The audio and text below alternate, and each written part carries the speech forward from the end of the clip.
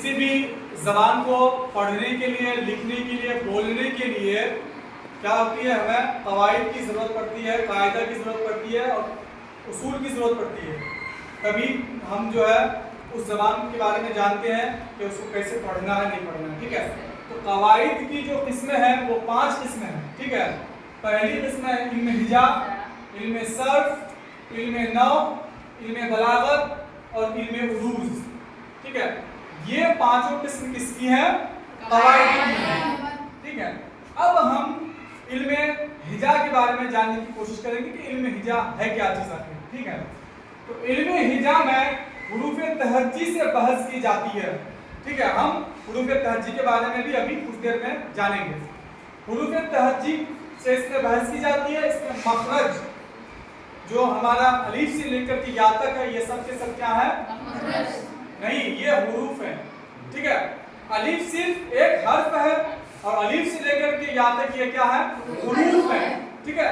الف یہ واحد ہے، ایک ہے، اور الف سے لے کر کے یا تک یہ سب کے سب کیا ہے؟ حروف ہیں. ٹھیک ہے. اس میں مخرج جیسا کہ ہم شین بولتے ہیں، شین کی جو آواز ہوتی ہے، جو پروننسیشن ہوتی ہے، جو تلفظ ہوتی ہے اس کی، وہ سننے میں کتنا اچھا لگتا ہے. ایک لفظ ہے تے. ٹھیک ہے. اب یہ کس طرح سے ادا کی جاتی ہے؟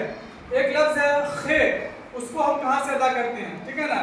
اس کے بعد قاف ہے، حلق وغیرہ سے ادا کرتے ہیں. تو یہ مخارج کے بارے میں ہم جانتے ہیں، مخرج کے بارے میں جانتے ہیں کہ یہ لفظ کہاں سے ادا ہو رہا ہے. ٹھیک ہے. اس کے بارے میں ہم جانتے ہیں.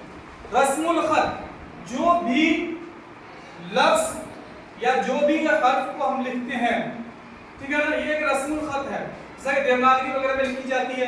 اور حروف کی صحیح تلفظ کی ادائیگی کے بارے میں معلومات حاصل کی جاتی ہے. صحیح تلفظ جیسا کہ شمس لفظ ہے، کیا ہے؟ شمس. بحر ہے سے. ٹھیک ہے نا. تو اس میں تلفظ کی ادائیگی کے بارے میں ہم کیا کرتے ہیں؟ معلومات حاصل کرتے ہیں یا جانتے ہیں اس کے بارے میں. علم صرف، علم صرف میں کیا ہوتا ہے؟ ہم الفاظ کی ساخت، جو اس کی بناوٹ ہے، اسٹرکچر ہے، ہم اس کے بارے میں جانتے ہیں. صرف میں بناوٹ اور ان کے تغیر و تبدل کے بارے میں معلومات حاصل کرتے ہیں. ٹھیک ہے نا. وہ کس طرح سے بدل رہا ہے لفظ، ٹھیک ہے نا، کس طرح سے وہ الفاظ کیا ہو رہا ہے، اس کی جو بناوٹ ہے.